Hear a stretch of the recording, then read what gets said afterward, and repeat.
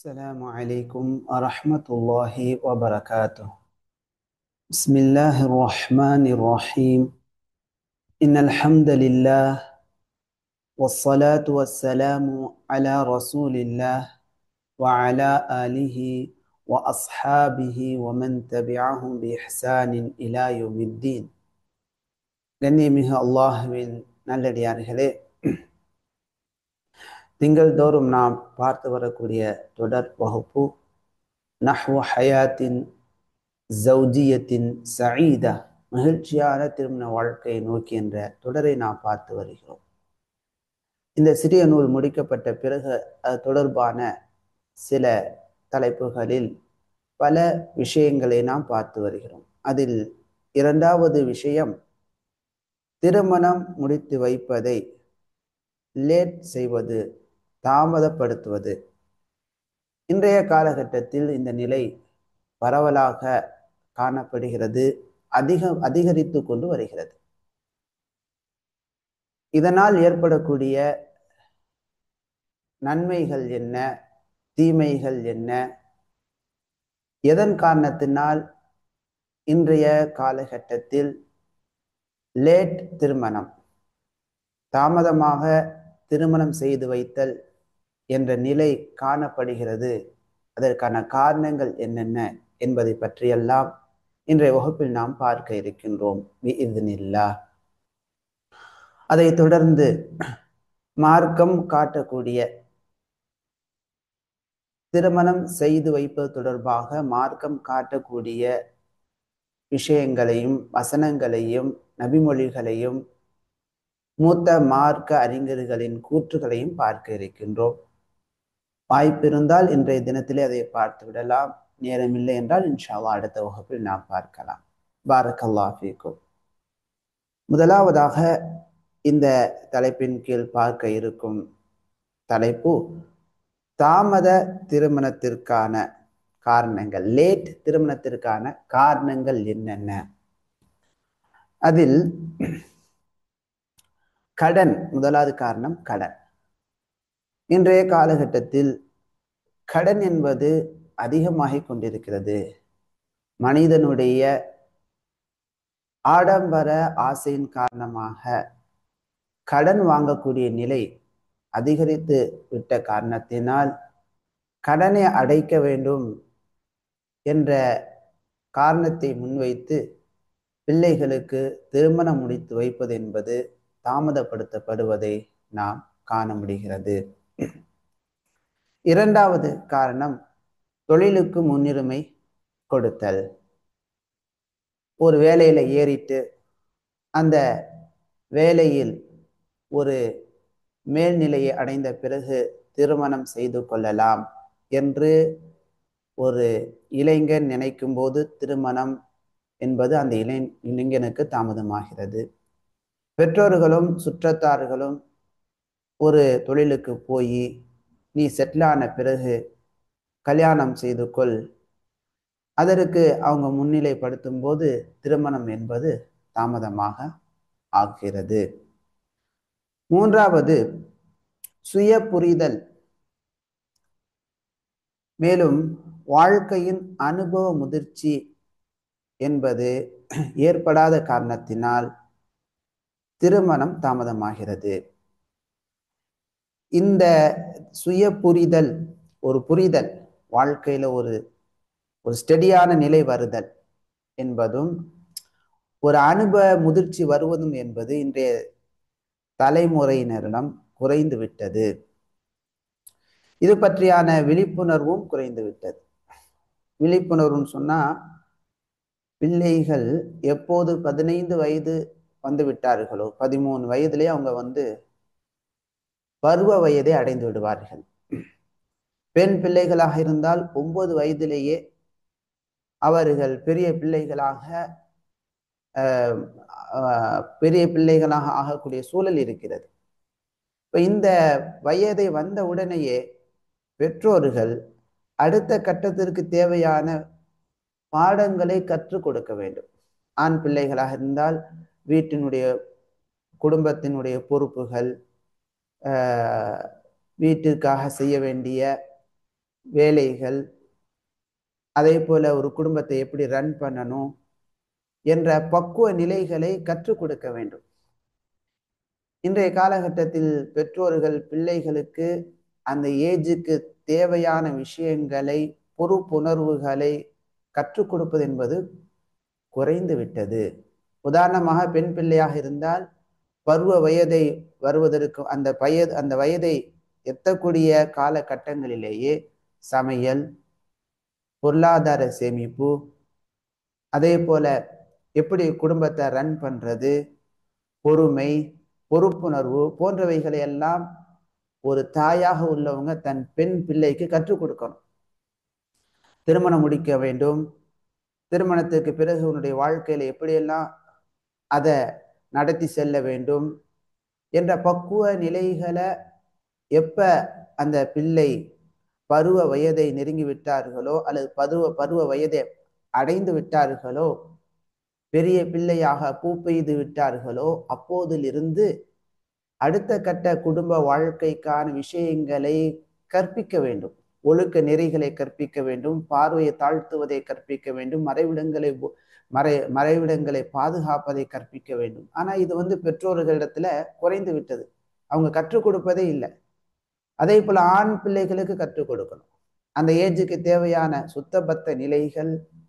அதுக்கடுத்து இங்க பாருப்பா, நீ வயதுக்கு வந்து விட்டாய், அடுத்து திருமண வயது உனக்கு நெருங்கி விட்டது, பொறுப்பு உணர்வு வேண்டும், நல்ல முறையில் சம்பாதிக்க வேண்டும், குடும்பத்தை ரன் பண்ணக்கூடிய கெப்பாசிட்டி நீ வளர்த்துக்கொள் என்ற விஷயங்களை எல்லாம் பெற்றோர்கள் பிள்ளைகளுக்கு கற்றுக் கொடுக்க வேண்டும். இந்த விழிப்புணர்வு என்பது குறைந்து விட்டது.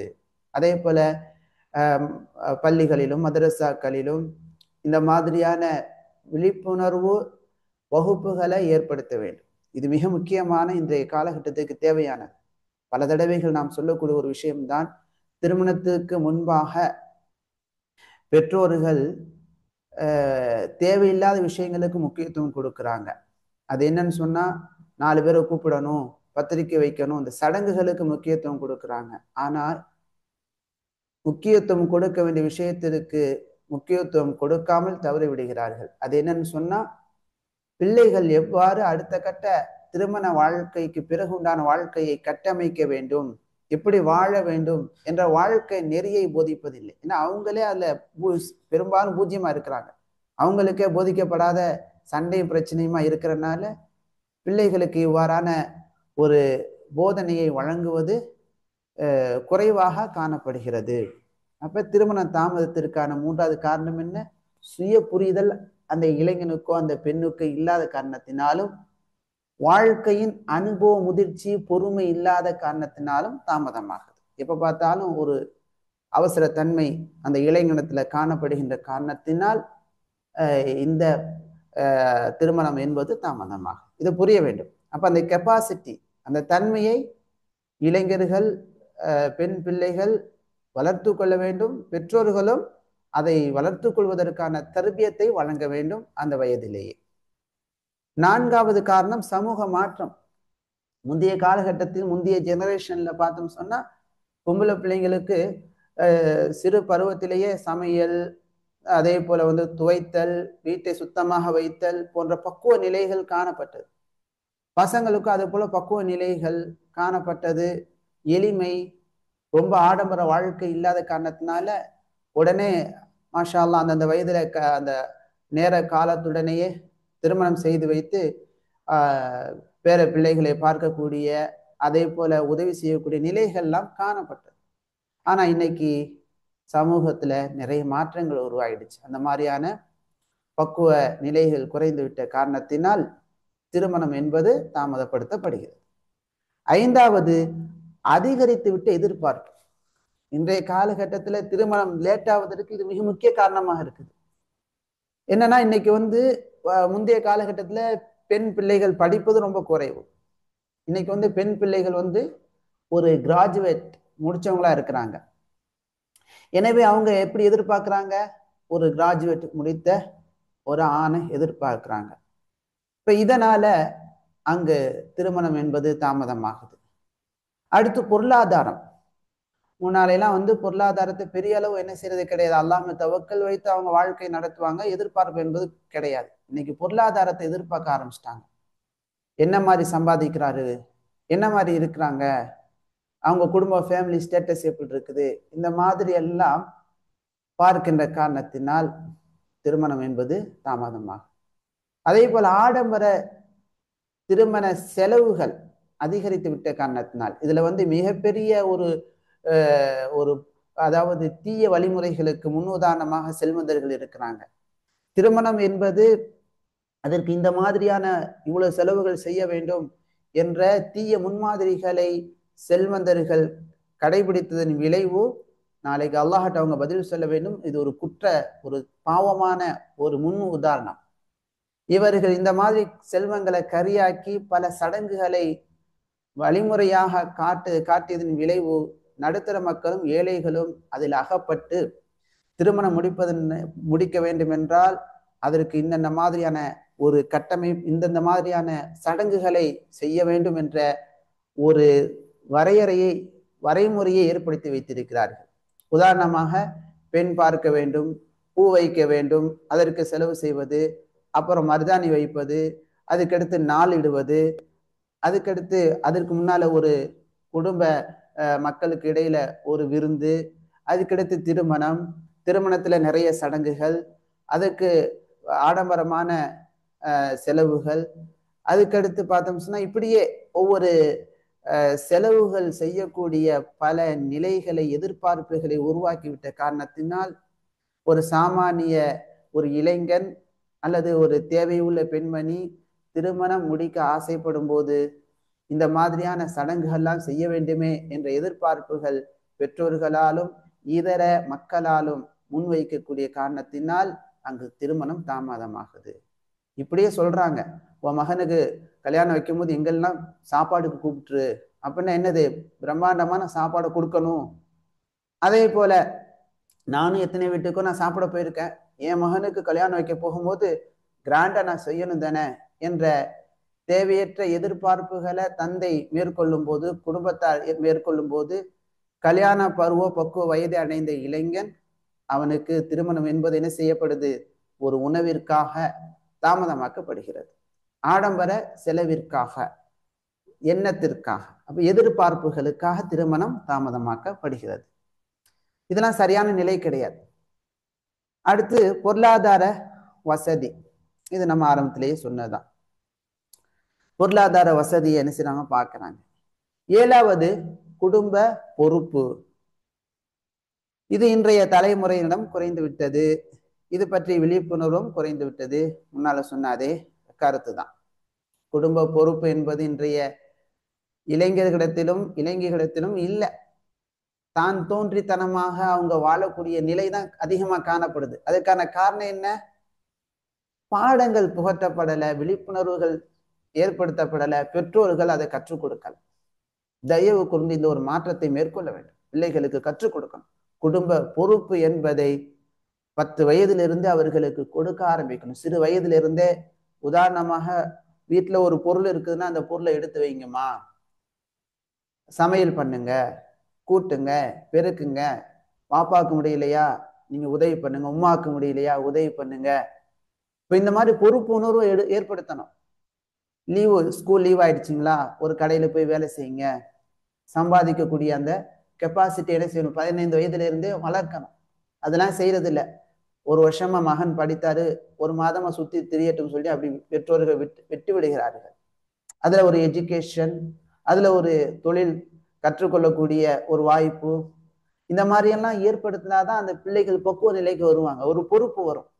அதை அந்த பெற்றோர்கள் போதிக்காத காரணத்தினால, இன்னும் சொல்ல போனா பெற்றோர்களுடைய அலட்சிய நிலை எப்படி இருக்குன்னு சொன்னா, மகன் இன்ஜினியரிங் முடிச்சுட்டு வருவாரு, எங்க வேலைக்கு சேர்க்கணும், இந்த மாதிரி வழிகாட்டணும் என்ற பொறுப்பு இல்லாத காரணத்தினால, அல்லது தந்தை வெளிநாட்டில் இருக்கிற காரணத்தினால அந்த படிச்ச மகன் ஒரு வருஷமா 4 லட்சங்கள் செலவு செய்து இன்ஜினியரிங் படித்து முடித்த அந்த இளைஞன் கேட்டரிங் சர்வீஸ்லையும் சும்மா பைக்ல ஊர் சுத்திக்கிட்டு இருக்கிறதையும் பார்க்கிறோம். அப்ப திருமண வயது தாமதமாகி கொண்டே வருது. கடைசியில் என்ன செய்யறாங்க, பொறுப்பு இல்லாம இருக்கிறானே என்னடா செய்யறது, எதையாவது எங்கிட்ட அதை அனுப்புன்னு சொல்லிட்டு ஒரு வெளிநாட்டுக்கு அனுப்புறாங்க. அங்க போய் கக்கூசு வேலையோ ஏதாவது பாத்ரூம் கிளீன் பண்றது, ஒரு கிளீனராக அல்லது ஒரு டிரைவராக, ஒரு இன்ஜினியர் டிரைவராக வேலை பார்த்துட்டு அங்க வந்து பொண்ணு பார்ப்பாங்க. மாப்பிள்ளை எங்க இருக்கிறாங்க, வெளிநாட்டுல இருக்கிறாங்க. உடனே பொண்ணு கொடுத்துருவாங்க, போய் கல்யாணம் பண்ணிட்டு அதுக்கடுத்து மீண்டும் அவர் வெளிநாட்டை நோக்கி தன்னுடைய ப்ரொஃபஷனல் ஜாப்பை இல்லாம வேறொரு ஒரு ட்ராக்ல போய் ரொம்ப கஷ்டப்படக்கூடிய நிலைகள் எல்லாம் நாம பார்க்கிறோம். இப்ப இதெல்லாம் எதனால் ஏற்படுது? எல்லாம் இந்த பொறுப்பற்ற சமூகம், பொறுப்பற்ற தலைவர்கள், பொறுப்பற்ற பெற்றோர்களுடைய ஒரு தவறின் காரணமாக இளைஞர்கள் பொறுப்பற்றவர்களாக ஆக்கப்படுகிறார்கள், பாதிக்கப்படுகிறார்கள். இதனால திருமணம் லேட் ஆகும். இதையெல்லாம் புரியணும். அடுத்து 8வது, வாழ்க்கையில செட்டில் ஆன பின் உயர்ந்த நிலை வந்த பின் திருமணம் செய்ய வேண்டும் என்ற எண்ணம். இது வந்து அந்த அளவுக்கு நம்ம தவறுன்னு சொல்ல முடியாது. ஒரு வாழ்க்கையில செட்டில் ஆன பிறகு இன்ஷா அல்லாஹ், அதாவது ரொம்ப பக்குவமாகல, நான் பக்குவமான பிறகு மனம் முடித்துக் கொள்கிறேன் மனநிலைக்கு ஒரு இளைஞன் இருக்கிறார்.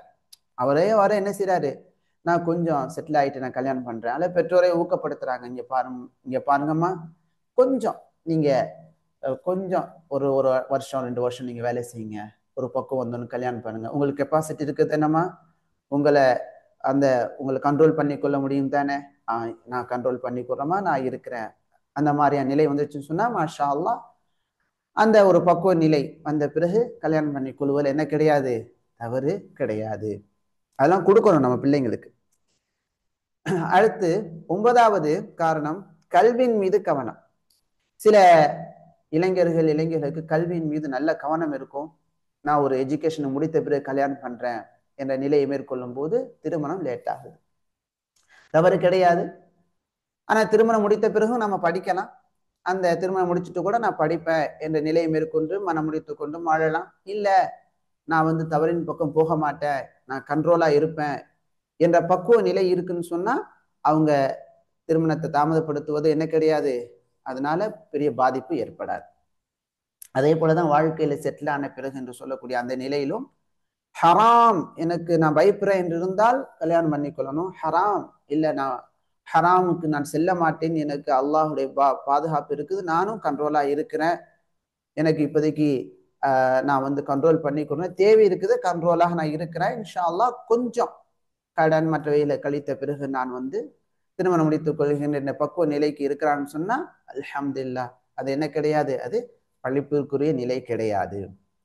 அப்ப இங்க கவனிக்கணும், இந்த இடத்துல கல்வியின் மீது கவனத்தின் காரணமாக இதுல பெண் பிள்ளைகள் அதிகமாக இன்றைய காலகட்டத்தில் பாதிக்கப்படுறதை நம்ம பார்க்கிறோம். அல்ஹம்துலில்லாஹ், அல்லாஹ் பாதுகாத்த பிள்ளைங்களை தவிர கல்விக்காக முக்கியத்துவம் கொடுத்து ஒரு கல்வி முடிச்ச பிறகு நல்ல ஒரு வாழ்க்கை அவங்களுக்கு அமைகிறத அல்லாஹ் அமைத்து கொடுக்கறத நம்ம பார்க்கிறோம். அதே சமயத்துல சில பெண் பிள்ளைகள் பாதிக்கப்படுறதையும் பார்க்கிறோம். உதாரணமாக நீங்க பாத்தீங்கன்னா, அவங்க வந்து இன்ஜினியரிங் அல்லது ஒரு அதாவது பெரிய ஒரு படிப்பை என்ன செஞ்சுறாங்க, லட்சக்கணக்கில் செலவு செஞ்சு படிக்கிறாங்க. கடைசியில பார்த்தா திருமணம் முடித்த பிறகு அடுப்பறையில வந்து என்ன செய்யறாங்க, சமைக்கக்கூடிய இடத்துலதான் அவங்க இருக்கிறாங்க. ஒரு டியூஷன் கூட எடுக்கக்கூடிய வாய்ப்பு அவங்களுக்கு கிடைப்பது கிடையாது. மாமனார் மாமியாருக்கு பணிவிடை செய்வது, ஒரு பணக்காரவங்களா இருக்கிறாங்க, அந்த வீட்டுல தின்பது தூங்குவது மட்டுமே அவங்களுடைய லைஃபா மாறி போய் விடுகிறது. ஆனால் படித்த கல்விக்கோ எந்த ஒரு பயனும் இல்லாமல் போய்விடுகிறது. அந்த இடத்துல ஒரு மார்க்க கல்வியை கற்றிருந்தா கூட தன்னையும் பக்குவப்படுத்தி பிள்ளைகளையும் பக்குவப்படுத்தி குடும்பத்தையும் ஒரு பக்குவமா கொண்டு வரக்கூடிய நிலை ஏற்படலாம். ஆனா அவங்க வந்து வேற, அதாவது டாக்டரை படிச்சா ஒரு சமூக சேவையான ஒரு படிப்பை படித்தால் அல்ஹம்துலில்லாஹ் அந்த சமூக சேவை மற்றவைகளை அவங்க மேற்கொள்ளலாம். ஆனா வேற வேலை தொடர்பான படிப்புகளை அதுக்காக நிறைய லட்சக்கணக்கில் செலவு செய்த பிறகு நாம பார்க்கக்கூடிய நிலை என்னன்னு சொன்னா அவங்களுக்கு கற்ற கல்வியின் மூலமாக பயனற்ற நிலைகள் காணப்படுது. அதே போல கல்வியின் மீது கவனம் செலுத்தி தாமதப்படுத்தக்கூடிய இன்றைய இளைஞர்களிடத்துல ஒழுக்க சீர்கேடு 2 தரப்பிலும் ஏற்படக்கூடிய அபாயத்தை நாம பார்க்கணும்.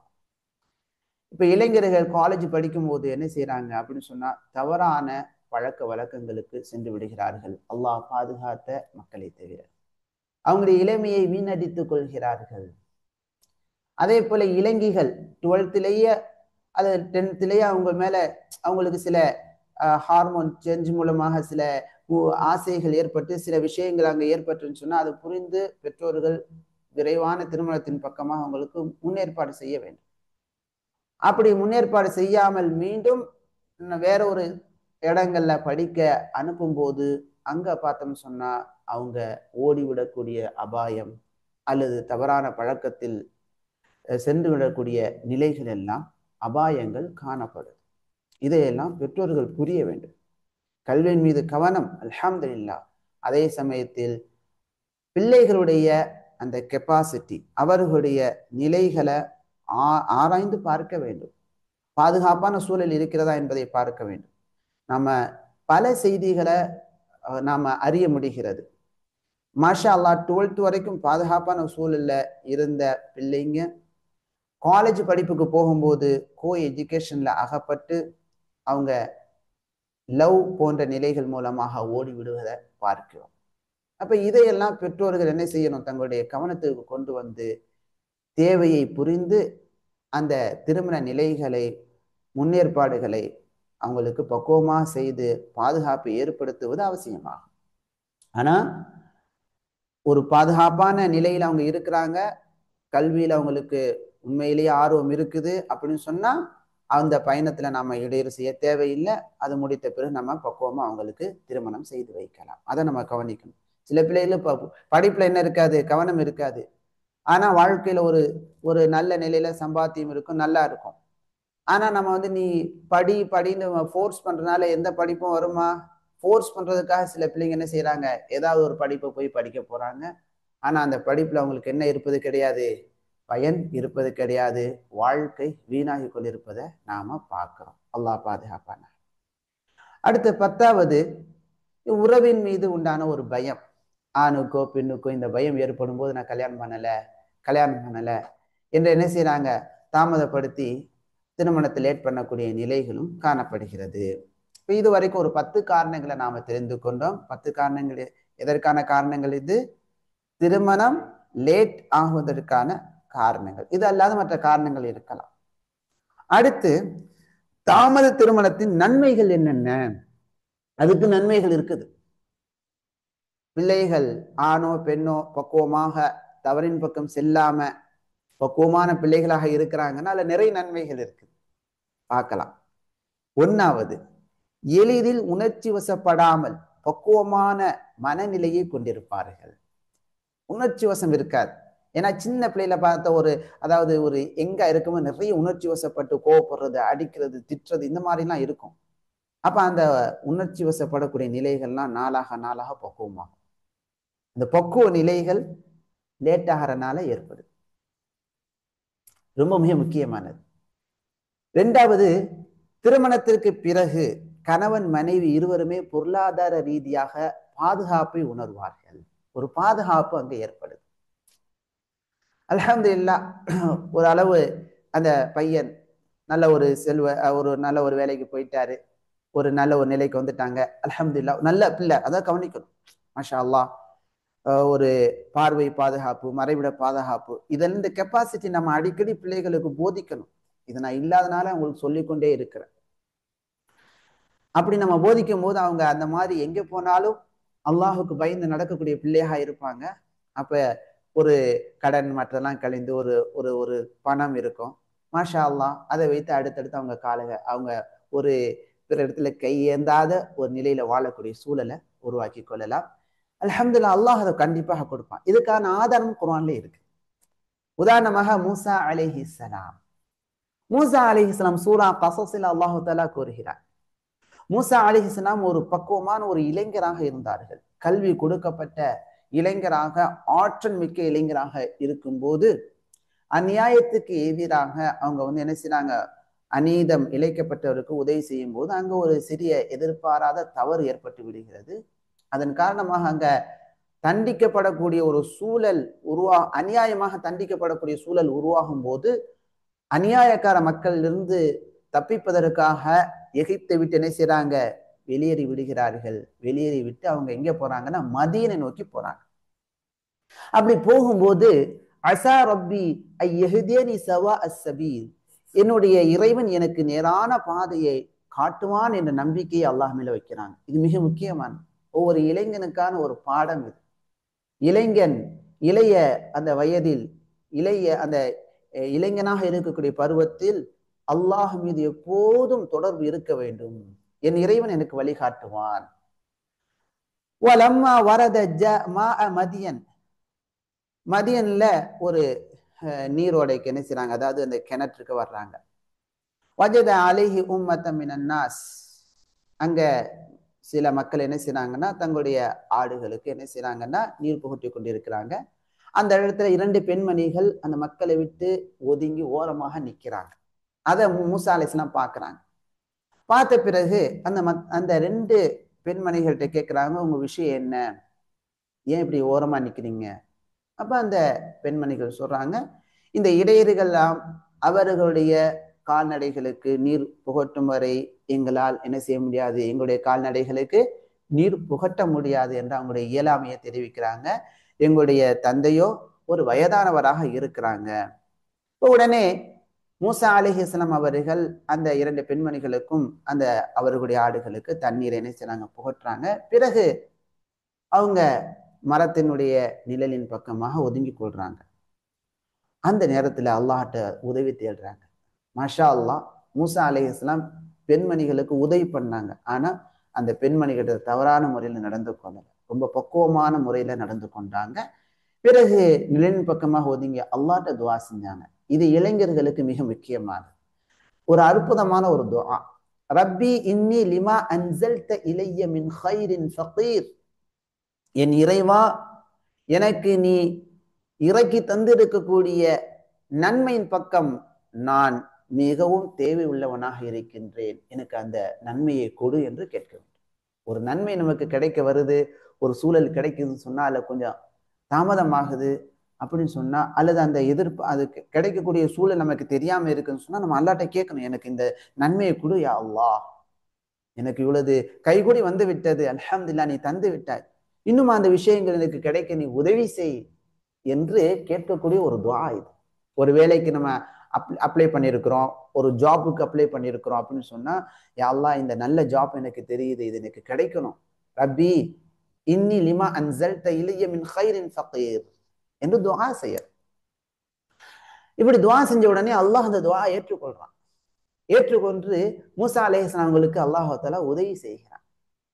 அந்த உதவியினுடைய துவக்கமாக அந்த 2 பெண்மணிகளில் ஒரு பெண்மணி வெட்கத்தோட வர்றாங்க. அப்ப வெட்க நிலை கொண்ட நிலைன்னு சொன்னா அவங்க ஒரு அந்த பக்குவமா நிலைக்கு வந்து இருக்கிறாங்க. அப்ப அந்த பெண்மணி சொல்றாங்க, என்னுடைய தந்தை உங்களை என்ன செய்றாங்க, அழைக்கிறாங்க, எங்களுக்கு நீங்கள் தண்ணீர் புகட்டிய காரணத்தினால் அதற்கு கூலி வழங்குவதற்காக என்னுடைய தந்தை உங்களை கூப்பிடுறாங்க.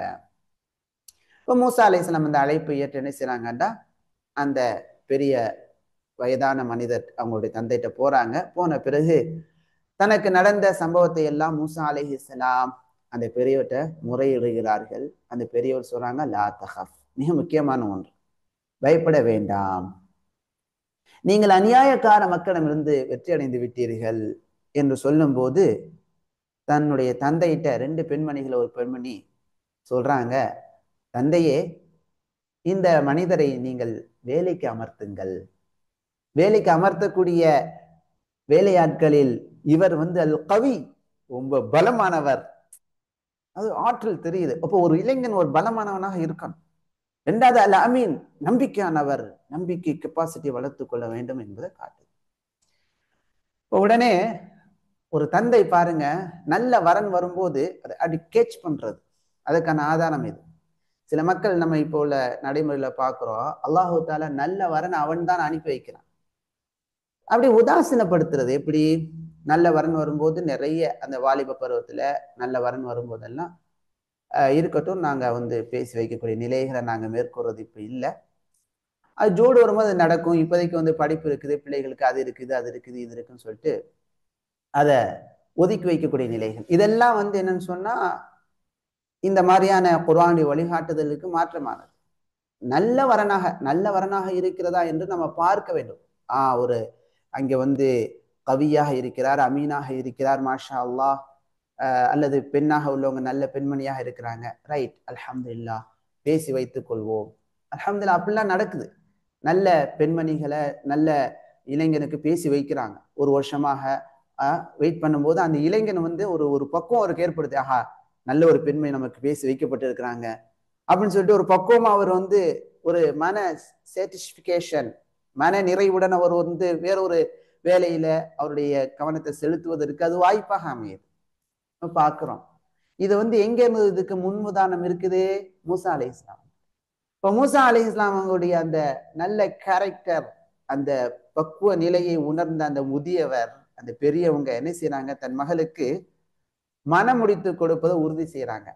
ஆனா அது உறுதி செய்யும் போது அது சொல்றாங்க, நீங்க வந்து இந்த பக்குவ திருமண வயதுல இருக்கிறீங்க, ஆனா அதே சமயத்துல நீங்க வந்து என்ன செய்யுங்க, எத்தனை வருஷம் நீங்க வேலை செய்யுங்க, நான் வந்து உங்களுக்கு நான் என்ன செய்யறேன், இத்தனை வருஷம் வேலை செஞ்ச பிறகு, 8 ஆண்டு வேலை செஞ்ச பிறகு உங்களுக்கு நான் என் மகளை மனம் முடிச்சு கொடுக்குறேன் அப்படின்னு சொல்றாங்க.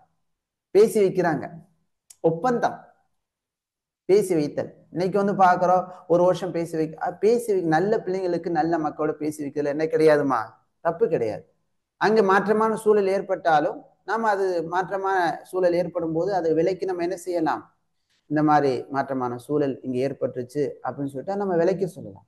நல்ல சூழல் அல்லாஹ் ஏற்படுத்தி தரும்போது அல்ஹம்துலில்லாஹ் வாழ்க்கை சிறப்பாக அமையும். கண்டிப்பா பாருங்கள். அப்ப அந்த தந்தை சொல்றாங்க, இன்னி உரீது அன் உன்கிஹக இஹ்தா இப்னதைய, என்னுடைய 2 பெண் பிள்ளைகளில் ஒரு பெண்ணை உமக்கு மனமுடித்து தர நான் விரும்புகிறேன். ஹாத்தைனி அலா அன் தஅஜுரனி தமானிய ஹிஜஜ், 8 ஆண்டு என்கிட்ட என்ன செய்யணும், வேலை செய்யணும். அப்ப இதுதான் வந்து ஒரு இளைஞனுக்கு பெற்றோர்கள் வந்து பக்குவப்படுத்தக்கூடிய ஒரு விஷயம். மகன் வந்து கரெக்டா ஒரு 21 வயசுல அவர் வந்து ஒரு ஒரு படிப்பு முடிச்சிட்டாங்களா, அப்பவே நம்ம சொல்லணும், இந்த படிப்பு முடிச்சிட்டீங்க மகனே, வேலைக்கு போங்க, ஒரு 2 ஆண்டு வேலை செய்யுங்க, 3 ஆண்டு வேலை செய்யுங்க, கொஞ்சம் காசு சேருங்க, மாஷா அல்லாஹ் நாங்க நல்ல ஒரு பொண்ணை பார்த்து மனம் முடித்து வைக்கிறோம். அல்ல நல்ல ஒரு பொண்ணு இருக்குது, அல்ஹம்துலில்லாஹ், ஒரு பொண்ணு, நல்ல ஒரு பொண்ணு, நல்ல குடும்பம், அல்ஹம்துலில்லாஹ், இந்த பெண்ணு உங்களுக்கு பேசி இருக்குதா, இன்ஷா அல்லாஹ் ஒரு வருஷம் நீங்க வேலை செய்யுங்க, ஒரு பக்குவம் உங்களுக்கு வேலை செய்யணும், பக்குவம் வந்துடும், அதுல வந்து ஒரு குடும்பத்தை ரன் பண்ணக்கூடிய நிலை உங்களுக்கு வந்துடும், நாங்க எல்லாம் கல்யாணம் பண்ணி வைக்கிறோம். அப்ப அந்த ஒரு பக்குவ நிலையில் அவர் வந்து ஒரு ஒரு அல்ஹம்துலில்லாஹ், ஒரு நல்ல ஒரு பெண்ணை நமக்கு பார்த்துருக்குறாங்க, அல்ஹம்துலில்லாஹ் அப்படின்னு அந்த ஒரு நம்ம நம்ம வந்து விடப்படலை என்ற ஒரு ஒரு அதாவது அல்லாஹ் மீது உண்டான ஒரு நல்ல நம்பிக்கையுடன் அவர் என்ன செய்வார், வேலையில கவனத்தோடு ஈடுபடக்கூடிய சூழல் ஏற்படும். அதுதான் இங்க ஏற்படுது பாருங்க. ஒரு தந்தை தன் மகளை மனமுடித்து வைப்பதை ஒரு ஒப்பந்தமாக செய்யறாங்க. ஆனா எத்தனை ஆண்டு வேலை செய்யணும், 8 ஆண்டு வேலை செய்யணும். அப்ப சம்பாதிக்க வேண்டும் என்பதற்கான ஒரு ஆதாரம், ஒரு இளைஞன் திருமணத்துக்கு முன்னால சம்பாதித்து ஒரு கெப்பாசிட்டி வர வேண்டும் என்பதற்கான ஆதாரம் இது. அத 10 வருஷம் நீங்க பூர்த்தி பண்ணிட்டா அது உங்க புறத்துல இருந்து உள்ளது. ஆனா நான் உங்களுக்கு கஷ்டம் கொடுக்க விரும்பவில்லை, அல்லாஹ் நாடினால் நல்லவர்களில் என்னை நீங்கள் காண்பீர்கள், இதுதான் உங்களுக்கும் எனக்கு உண்டான ஒரு ஒப்பந்தம். இந்த தவணையில் எதை 8 ஆண்டு கவனித்து 8 ஆண்டு பூர்த்தி செஞ்சாலும் பரவாயில்ல, 10 ஆண்டு பூர்த்தி செஞ்சாலும் பரவாயில்ல, அல்ஹம்துலில்லாஹ் உங்களுக்கு எனக்கு மத்தியில் என்ன கிடையாது, விரோதமோ குரோதமோ கிடையாது. நாம பேசக்கூடிய பேச்சுல அல்லாஹ்வை பொறுப்பார் என்று சொல்றாங்க. ஆனால் மூசா அலைஹிஸ்ஸலாம் அந்த தவணையை பூர்த்தி செய்யறாங்க, திருமணம் முடித்து வைக்கப்படுகிறது. சுப்ஹானல்லாஹ். திருமணத்துக்கு பிறகு அவங்க என்ன செய்றாங்க, போறாங்க. பக்குவ நிலைகளை நீங்க பாருங்க, இந்த பக்குவ நிலை எப்படி எல்லாம் வந்திருக்குது பாருங்க. இந்த கெப்பாசிட்டி இளைஞர்களை வளர்த்துக்கொள்ளும், பெண் பிள்ளைகளும் வளர்த்துக்கொள்ளும். வசாரபி அஹ்லிஹி, தன் குடும்பத்தாரோட என்ன செய்றாங்கன்னா போறாங்க, இரவு பயணம். ஆனஸ பிஜானிபி தூர், தூர் மலைக்கு அருகாமையில் ஒரு நெருப்பை காண்கிறார்கள். கால லி அஹ்லிஹிம் குஸூ, தன்னுடைய குடும்பத்தார்ட்ட சொல்றாங்க, குடும்பத்தாரே இங்கே தங்கிருங்க. இது எதை உணர்த்துது, குடும்பத்தை ரன் பண்ணக்கூடிய கெப்பாசிட்டி வந்துருச்சு, குடும்பத்தார் மீது உண்டான அக்கறையை உணர்த்துகிறது. ஏன்னா இங்க இருந்து நான் நடந்து போகும்போது வாங்க பேசிக்கிட்டே, எனக்கு துணைக்கு நீங்க வாங்க பேசிக்கிட்டே போவோம் அப்படின்னு குடும்பத்தாருக்கு கஷ்டம் கொடுக்க விரும்பல. ஒரு பயணம், தொலைவுல நெருப்பு தெரியுது, ரொம்ப குளிரான சமயமாக இருக்குது, நீங்க இங்க வெயிட் பண்ணுங்க, இந்த குளிர்ல என் கூட நீங்க வர வேண்டாம், இந்த இடத்துல ஒரு பாதுகாப்பான இடத்துல நீங்க இருங்க, நான் போய் நடந்து அங்க உள்ள அந்த தீ நெருப்பு எடுத்துட்டு வரேன், அதன் மூலமாக நீங்க என்ன செய்யலாம், அதன் மூலமா நம்ம வழி பெறலாம், ஒரு செய்தி கிடைக்கலாம், நீங்க குளிர் காய்ந்து கொள்ளலாம் என்று மூசா அலைஹிஸ்ஸலாம் தன் குடும்பத்தின் மீது உண்டான அந்த பக்குவ நிலையை அடைந்த அந்த முதிர்ச்சியை முதிர்ச்சியின் அடிப்படையில் பேசுறாங்க. அப்ப இந்த முதிர்ச்சி என்பது இளைஞரிடத்துல ஒரு நாட்கள் செல்லும் போது காணப்படுகிறது. அப்ப இந்த முதிர்ச்சியை அந்த இளைஞன் வளர்த்து கொள்ள வேண்டும். குடும்பத்தின் மீது ஒரு பொறுப்பு, அக்கறை. சும்மா கல்யாணம் பண்ணி கொடுத்தோம், பொறுப்பு இல்லாம இவர் பாட்டு சுத்திக்கிட்டு இருக்காரு, உழைக்க போறேன்னு சொன்னா அப்ப என்ன ஆகிறது? சும்மா எதுக்கு எடுத்தாலும் கோவப்பட்டு துள்ளி குதிக்கிறான்னு சொன்னா என்னவாகிறது?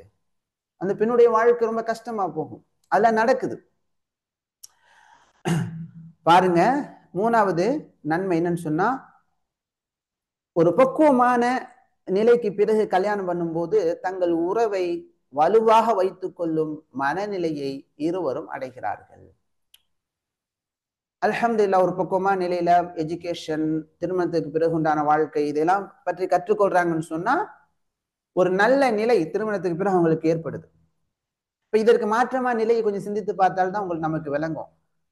உதாரணமாக, சில பிள்ளைகளை பக்குவமாகாம என்ன செஞ்சுறாங்கன்னா கல்யாணம் பண்ணி வச்சிடுறாங்க. பார்த்தா ஒரே சண்டை, சின்ன பிள்ளை மாதிரி 2 பேரும் சண்டை போட்டுட்டே இருக்கிறாங்க.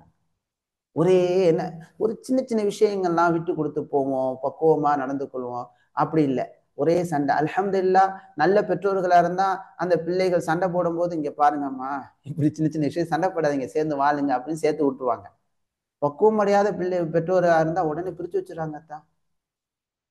அதாபு, அந்த இளைஞனும் பாதிக்கப்படுகிறான், அந்த பெண்ணும், இளம் பெண்ணும் பாதிக்கப்படுறாங்க. வாழ வேண்டிய வயதுல, ஒரு சந்தோஷமா இருக்க வேண்டிய வயதுல பக்குவம் இல்லாத காரணத்தினால, சின்ன சின்ன விஷயத்துக்கெல்லாம் அந்த பிள்ளை கோபப்படுறதுனால, அல்லது அந்த பையன் கோபப்படுறதுனால, வழிகாட்டிகள் இல்லாதனால கஷ்டப்படக்கூடிய நிலைகளை நாம பார்க்க முடியுது. கஷ்டப்படக்கூடிய நிலைகளை நாம் பார்க்க முடிகிறது. ஆகவே கொஞ்சம் லேட் ஆகும் போது பக்குவ நிலைகள் உருவாகுது. அதே போல இன்னொரு விஷயத்தை இங்க நம்ம பார்க்கலாம். ஹராமான முறையில் என்ன செஞ்சுறாங்க, பக்குவம் அடைகிறதுக்கு முன்னால அந்த ஹார்மோன் சேஞ்ச், அந்த வயசினுடைய உந்துதல், அந்த வயசினுடைய அந்த அதாவது அவர் தூண்டுதலின் காரணமாக சில பெண் பிள்ளைகள் அறியாமல் ஓடி விடுகிறார்கள். பக்குவ வயது அடையில பக்குவம் அடையாத ஒரு பையன்ட்டு ஓடி போயிடுறாங்க. அந்த பையன் அந்த பிள்ளைய சின்ன பின்னமாக ஆக்கி கடைசியில கசைக்கு பிழிந்து விட போகும்போது அந்த பிள்ளை வாழ்க்கை ரொம்ப கஷ்டமாகி முடியும். இதையெல்லாம் நம்ம பிள்ளைங்களுக்கு சொல்லணும்.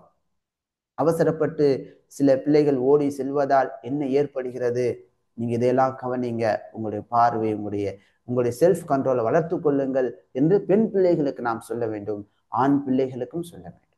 வாழ்க்கை என்பது 1 நாள் 2 நாள் 1 மாதம் அல்ல. அடுத்து என்ன இருக்குது, உங்களுக்கு நீண்டதொரு காலம் இருக்குது. எப்போது இந்த பெண் உங்களுக்கு துணையாக இருக்க வேண்டும், அந்த ஆண் உனக்கு துணையாக இருக்க வேண்டும் என்றால் பக்குவம் வேண்டும். அதை பெற்றோர்கள் பக்குவத்தை பார்த்து முடித்து வைப்பாங்க. அந்த பக்குவ நிலையை நம்ம உணர வேண்டும். அந்த பக்குவ நிலைகளை பிள்ளைகளுக்கு கற்றுக் கொடுக்க வேண்டும். இப்ப இதையெல்லாம் தெரியாதனாலதான் அவசரத்தின் காரணமாக சில பிள்ளைகள் ஓடி போய் பின்னால கஷ்டப்படுறதை பார்க்கிறோம். தங்களுடைய உறவுகளை அவங்க வலுவாக வைக்க முடியல, சரியான மனநிலை அவங்கள்ட்ட இல்லை. 2 நாள் 3 நாள்ல பிறகு பெருங்கண்ட சண்டை வருது, சின்ன பிள்ளை ஓடி போயிட்டாங்க, வாழ்க்கைய அந்த பையன் வீணாக்கி விடுகிறார். கஷ்டப்படுறாங்க, உறவு ஆதரவுக்கு உறவு இல்லை, வழிகாட்டு உறவு இல்லை. ஆனா எவ்வளவு பாவம் செஞ்சாலும் அல்லாஹ் மன்னிக்க கூடியவனா இருக்கிறான். ஆனா இந்த பெற்றோர்கள் என்னை விட்டு ஓடி போயிட்டாளா, நான் உன்னை மன்னிக்க மாட்டேன் என்ற ஒரு பிடிவாத குணமும் இருக்குது. அல்லாஹ் மன்னிப்பானா? பிள்ளை கஷ்டப்படுறாங்களா, திருந்திட்டாங்களா, கொண்டு வந்து அவங்களுக்கு பாவ மன்னிப்பினுடைய வழிகளை ஏற்படுத்தி பக்குவப்படுத்தி நல்ல வழிகளை காட்டி அல்லாஹ்ட்ட பாவ மன்னிப்பு தேடி நீ திருந்தி வாழக்கூடிய வழிகளை காட்ட வேண்டும். அப்படியே நம்ம என்ன செய்யக்கூடாது, அப்படியே அவர்களை வீணாக்கி விடுவது அது நல்ல நிலை அல்ல. திருந்திட்டார்கள் என்று சொன்னால் இன்னல்லாஹ் யக்ஃபிரு துனூப ஜமீஆ, அனைத்து பாவங்களை அல்லாஹ் மன்னிக்கக்கூடியவனாக இருக்கின்றான். இனி அவங்களுடைய வாழ்க்கையில அல்லாஹ்ட்ட மன்னிப்பு தேடுவதையும் திருந்தி வாழ்வதையும் நல்லறங்கள் செய்வதையும் வழிகாட்டி பக்குவமா நிலைகளை அவங்களுக்கு ஏற்படுத்தி கொடுக்க வேண்டும். அடுத்து, திருமணம் லேட்டாகுவதால் ஏற்படக்கூடிய 4வது நன்மை என்னன்னு சொன்னா, ஒருவருடைய கருத்தை மற்றவர் புரிந்து முன்னுரிமை கொடுத்து வாழக்கூடிய நிலை ஏற்படுகிறது, ஒரு புரிதல் ஏற்படுது. சரி, அடுத்ததாக நாம பார்க்க போறது தாமத திருமணத்தினால் ஏற்படும் பாதிப்புகள். இதோட நாம இன்றைய வகுப்பை நிறைவு செய்து கொள்ளலாம். 1வது, எதிர்பார்ப்புகளை பூர்த்தி செய்யும் துணை கிடைப்பது சவாலாக இருக்கலாம் தான். சரிங்களா? எதிர்பார்ப்புகள்னா என்ன? ஒரு எதிர்பார்ப்பு இருக்கும். நம்ம மகளுக்கு தோதுவா தொழக்கூடிய ஒரு சாலிஹான ஒரு ஒரு பையனை நம்ம மனமுடித்து வைக்கிறோம். ஆனா அந்த வயது வரும்போதே அல்லாஹு தாலா சாலிஹான துணைகளா அவன் என்ன செய்வான்? அனுப்பி வைப்பான். ஆனா படிக்கணும், அது செய்யணும், இது செய்யணும். அந்த வயது திருமண வயதுல பெற்றோர்கள் பிள்ளைகளுடைய எதிர்பார்ப்பு மற்ற விஷயம் காரணமாக தாமதப்படுத்தும் போது நாளாக நாளாக சரியான ஒரு நிலை, சரியான வரன் கிடைப்பது என்பது என்னவாக ஆகிவிடுகிறது? சவாலாக ஆகிவிடுகிறது. எதிர்பார்ப்புக்கு தோதுவான ஆணாக இருந்தால் அவருடைய எதிர்பார்ப்புக்கு தோதுவான ஒரு பெண்ணோ, பெண்ணாக இருந்தால் அந்த பெண்ணுக்கு அவருடைய அந்த பெண்ணுக்கு அந்த பெண்ணுடைய எதிர்பார்ப்புகளுக்கு தோதுவான அந்த எதிர்பார்ப்புகளை பூர்த்தி செய்யக்கூடிய அந்த துணை கிடைப்பது அது சவாலாக அமைந்து விடுகிறது. சில அல்ஹம்துலில்லாஹ் சிலருக்கு அல்லாஹ் சிறப்பாக்கி கொடுக்கின்றான். அதை நம்ம புரியணும். இரண்டாவது, துணைக்கான தேடல் எண்ணிக்கை குறைவாக பெறும்போது சரியான துணையை கண்டறிவது சிரமமாக அமையலாம். நம்ம சரியான வயதுல நம்ம தேடும் போது கரெக்டான வயதுல ஒரு ஒரு ஆணுக்கான துணையை தேடும் போது பெண் பிள்ளையை கொடுக்கக்கூடியவங்களும் நல்ல வயசு, மனமுடித்து கொடுப்போம் என்ற நிலை ஏற்படும். வயசு தாண்டி போக 27 வயசு ஆயிடுச்சா, 30 வயசு ஆயிடுச்சா, கிளம்பு மாதிரி தெரியுதே, இவருக்கா என்று நல்லதொரு அழகான பெண்ணை மனம் முடித்து கொடுப்பதற்கு பெண் வீட்டார் தயங்குவதை நம்ம பார்க்கிறோம். பொம்பளை பிள்ளையா இருந்தா 25 வயசு ஆயிடுச்சா அப்படின்னு இழுக்க ஆரம்பிச்சிடுறாங்க. ஒரு நல்ல சாலிஹான ஒரு இளைஞனை மனமுடித்து கொடுப்பதற்கு பின்வாங்குறாங்க. ஆனா அந்த வயது, அந்த ஏற்ற வயது ஆணுக்கு பெண்ணுக்கும் ஏற்ற வயதில் அல்லாஹு தாலா சிறந்த ஜோடிகளை அனுப்பி வைக்கத்தான் செய்கிறான். அதை பெற்றோர்கள் புரிந்து சரியான வரன் வரும்போது என்ன செய்ய வேண்டும்? மனம் முடித்து கொடுக்க வேண்டும். பக்குவ நிலைகளும் ஏற்படுத்தி கொடுக்க வேண்டும். அப்ப தாமதமான திருமணங்களின் மூலமாக துணைக்கான தேடல் எண்ணிக்கை குறைவாக ஏற்படுகிறது. அப்போ சரியான துணையை கண்டறிவதும் சிரமமாக அமைகிறது. மூணாவது, உறவுக்கான நேரம் குறைகிறது. 30 வயசுல கல்யாணம் வைக்கிறாங்கன்னு சொன்னா, இந்த பிள்ளைங்க 25 வயசுலன்னு சொன்னா அந்த உறவுக்கான காலகட்டம் குறைந்து விடுகிறது. ஏனென்றால் வாலிப நிலையில் இருக்கக்கூடிய ஆற்றல் என்பது நாளாக நாளாக குறையத்தான் செய்யும், கூடாது, குறையும்.